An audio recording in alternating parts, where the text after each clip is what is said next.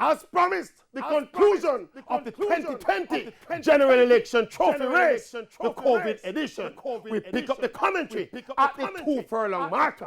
As they enter the straightaway, the JLP with Bro God continues to drift towards the outside, still with a slender lead as Peter One keeps the PNP hugging onto the race. It is still a wide open event. A furlong and a half to go, and Bogard is digging deep, trying to find some vim, vigor, and vitality. The veteran Peter One is using all his experience and his guile and begins to flash his whip. As they come inside the final furlong, the JLP with Bogard on the outside, the PNP with Peter One on the inside.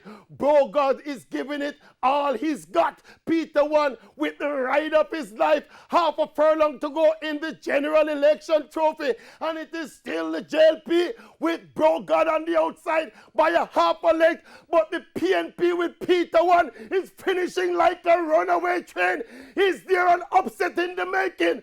Bogard and the JLP are hanging on for dear life as they come across the line in a blanket finish. Oh, did Peter One get there in time, or did Bogard do enough? Oh, this one is too close to call.